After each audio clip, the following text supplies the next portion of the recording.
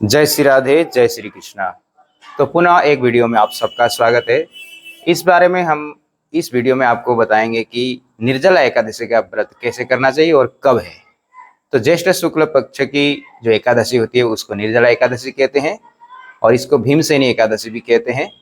तो ये एकादशी जो है आज जैसे वीडियो डल रही तो आज भी बहुत सारे जनता ने 6 जून को मनाए और वैष्णव लोगों का जो एकादशी वो 7 जून को कल व्रत रखा जाएगा।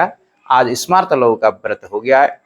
तो एक बार युधिष्ठिर ने पूछा भगवान श्री कृष्ण से कि ज्येष्ठ शुक्ल पक्ष की एकादशी का क्या नाम है और इसकी विधि क्या है। तो भगवान श्री कृष्ण कहते हैं इसी प्रसंग को एक बार तुम्हारे भ्राता भीमसेन ने कहा था कि माता कुंती और सभी पांडव सभी एकादशी को व्रत करते हैं और हमको भी कहते हैं कि तू भोजन मत कर। लेकिन भीमसेन ने कहा कि मेरे तो ऐसा स्वभाव है कि मैं भोजन बगैर कभी भी रह नहीं सकता, मैं मृत्यु को प्राप्त हो जाऊंगा। इसीलिए ऐसा विधि बताइए कि सांप भी मरे और लाठी भी न टूट जाए।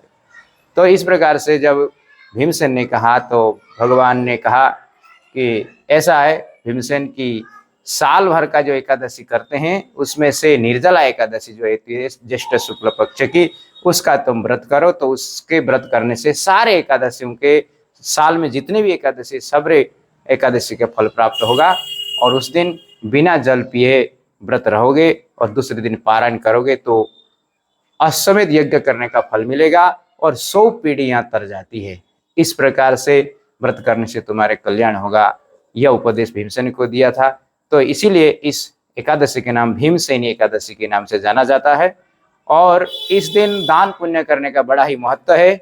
जैसे मिट्टी के कलश में पानी भर के उसमें मीठा डाल के मंदिर देवालय में या किसी ब्राह्मण को दान करने से पग पग पर अश्वमेध यज्ञ करने का फल मिलता है, गोदान करने का फल मिलता है, लाखों करोड़ों को दान करने का यह फल मिलता है। तो यह बहुत ही उत्तम एकादशी है निर्जला एकादशी।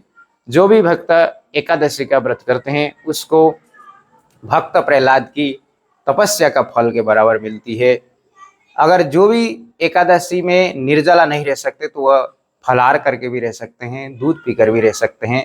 किसी भी प्रकार से एकादशी का व्रत करें और दूसरे दिन पारायण करें सूर्योदय के बाद और ब्राह्मण को भोजन खिलाकर गौ माता को गौग्रास निकालकर व्रत का पारायण करें तो बहुत ही लाभ मिलेगा। अब रही बात इस बार की एकादशी कब मनाया जाएगा, तो स्मार्त लोगों का जो एकादशी आज यानी 6 तारीख को मनाया गया और वैष्णव लोगों का जो एकादशी वो कल 7 तारीख को मनाया जाएगा। इस प्रकार से यह एकादशी की महिमा है। इसके पढ़ने सुनने से अश्वमेध यज्ञ करने का फल मिलेगा। राधे राधे।